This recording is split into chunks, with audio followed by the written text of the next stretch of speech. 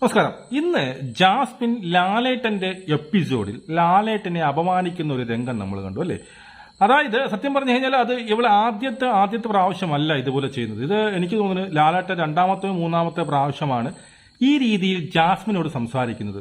നിങ്ങൾ എന്താ ഈ കാണിക്കുന്നത്, നിങ്ങളെ വഴക്ക് പറയുമ്പോൾ നിങ്ങളുടെ മുഖത്തൊരു നീരസമുണ്ടല്ലോ എന്നുള്ള രീതിയിൽ സംസാരിക്കുന്നത്. ഇന്ന് അവരുടെ ഡെൻ റൂം അത്രയ്ക്കും ഈ പറഞ്ഞ ഒരു വൃത്തിയുമില്ലാത്ത രീതിയിലാണ് ആ ഡെൻ റൂം കിടക്കുന്നത് അല്ലേ. ഒരു ബെഡ്ഷീറ്റ് പോലും, കേവലം ആ ബെഡ്ഷീറ്റ് പോലും അവിടെ മടക്കി വെക്കാത്തവരാണ്. അവിടെ ആ ഡെൻ റൂമിൽ ഉണ്ടെങ്കിൽ സത്യം പറഞ്ഞു കഴിഞ്ഞാൽ അൻസിബ മാത്രമാണ് ഇത്തിരി വൃത്തിയുള്ളത്, ഇത്തിരി മടക്കി ഒതുക്കിയൊക്കെ വേണ്ട. ജിൻഡോയും കണക്ക് തന്നെയാണ്.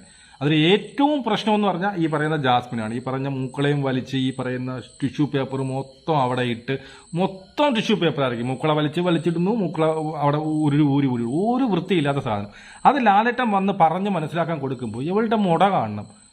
ഈ ഇത്രയും വലിയൊരു മനുഷ്യൻ, ഇത്രയും വലിയൊരു നടൻ വന്ന് ഈ ഇങ്ങനെ ഒരു സംഭവം പറയുമ്പോൾ അവളത് ഇങ്ങനെ പറഞ്ഞു. നമ്മൾ ഒരാളടുത്ത് പറഞ്ഞുകൊണ്ടിരിക്കുമ്പോൾ നമ്മൾ നീരസം എങ്ങനെ പഠിപ്പിക്കുന്നത് ഇങ്ങനെയാണ്. അതേ രീതിയിൽ അവൾ കാണിച്ചിട്ടുണ്ട്. അപ്പോഴാണ് എന്നിട്ട് ലാലേട്ടൻ ചോദ്യം അവൾ ആന്റിയുടെ എന്തോ ഒരു മറുപടിയും കൂടി പറയുന്നത്. അത് വ്യക്തമല്ല, എന്താണ് അവൾ പറഞ്ഞതെന്ന് വ്യക്തമല്ല. അവൾ എന്തോ ഒരു മറുപടിയും കൂടി പറയുന്നത്. അവിടെ നല്ല രീതിയിൽ ലാലേട്ടൻ എന്ത് ചെയ്തിട്ടുണ്ട്, റൈസ് ആവുന്നുണ്ട്. നല്ല ലാലേട്ടൻ ഫീൽ ചെയ്തിട്ടുണ്ട്. നിങ്ങൾ എന്താണ് ഇങ്ങനെ ഈ പറയും പോലെ ഈ ഇങ്ങനെയുള്ള മുഖഭാവം കാണിക്കുന്നത്, നിങ്ങളൊരു നീരസം പ്രകടിപ്പിക്കുന്നത് എന്തുകൊണ്ടാണ്, നിങ്ങളത് തിരുത്താൻ വേണ്ടിയിട്ടല്ലേ ഈ പറയുന്നത് എന്ന് ലാലേട്ടൻ ആരടുത്ത് പറയുന്നുണ്ട്, ഈ പറയുന്ന ജാസ്മിനോട് പറയുന്നുണ്ട്.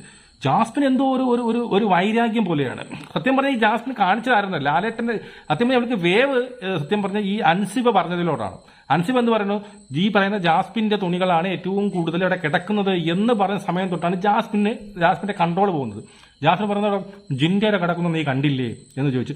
ആ സമയം തൊട്ട് ലാലേട്ടൻ പറയണമെന്ന് അവൾ ശ്രദ്ധിക്കുന്നില്ല. ലാലേട്ടന്റെ ഒരു പുച്ഛഭാവത്തോട് ലാലേട്ടനെ കാണുന്നു. ലാലേട്ടൻ പറയുന്ന പിന്നീട് എന്താണ് പറയുന്നത് ചിന്തിക്കുന്നില്ല. ലാലേട്ടനാണ് സംസാരിക്കുന്നത് ചിന്തിക്കുന്നില്ല.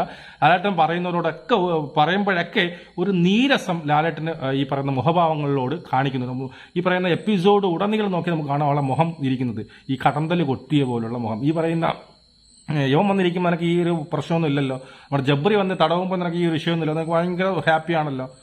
അപ്പോൾ ഇത് രണ്ടാമത്തെ മൂന്നാമത്തെ പ്രാവശ്യമാണ് ഈ ജാസ്മിന് ഇമാതിരി തെണ്ടിത്തനം ലാലേട്ടൻ്റെ കാണിക്കുന്നത്. പിന്നെ അവസാനം ഇന്ന് ലാലേട്ടനെ എനിക്ക് കിട്ടേണ്ടതാണ്.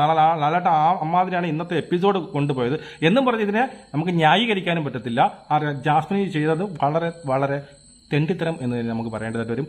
നമുക്ക് വീണ്ടും കാണാം. ജയ് ഹിന്ദ്.